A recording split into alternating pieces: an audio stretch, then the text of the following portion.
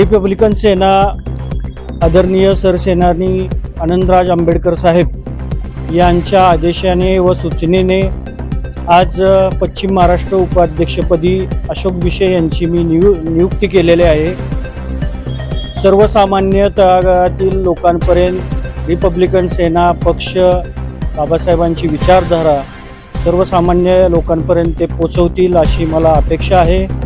त्यांचं सामाजिक कार्य सातारा जिल्ह्याला माहीत आहे की कशा पद्धतीनं गोरगरीब जनतेसाठी ते प्रश्न मांडत असतात, आवाज उठवत असतात, त्यांना न्याय देण्याची भूमिका त्यांची असते।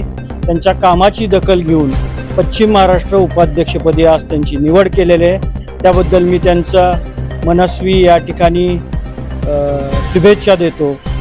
जय भीम, जय संविधान।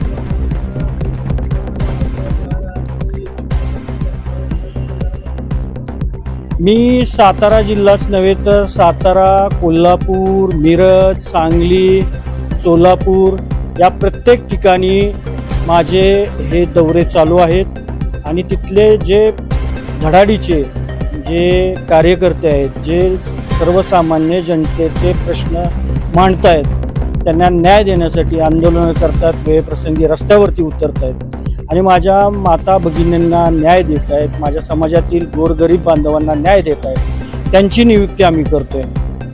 जे खरोखरच कॅपेबल आहेत, जे पक्ष संघटना वाढवू शकतात, अशा लोकांना सोबत घेऊन रिपब्लिकन सेना पश्चिम महाराष्ट्रात काम करत आहे। जय भीम, जय संविधान। रिपब्लिकन सेना माननीय आनंदराज आंबेडकर साहेब राष्ट्रीय अध्यक्ष यांचा या पश्चिम महाराष्ट्रात हार्दिक आम्ही अभिनंदन करीत आहोत। आज या ठिकाणी माननीय रमेश उबाळे साहेब यांनी मला या रिपब्लिकन सेनेची हातात पद देऊन मला काम करण्यासाठी जो विश्वास माझ्यावर टाकलेला आहे तो पूर्णपणे मी जबाबदारीने पार करीन आणि यापुढील या संघटनेची कसे जास्तीत जास्त कसं संघटना मोठी होईल, वाढीव उद्योजक म्हणून त्या संघटनेच्या माध्यमातून हे उद्योजकांना आम्ही न्याय निवाडा त्यांच्यासाठी करू शकतो आणि आमच्या माता भगिनी बंधू जे सर्व काही असतील ते ह्या रिपब्लिकन सेनेच्या पाठीमागे एक ठामपणे उभे राहतील।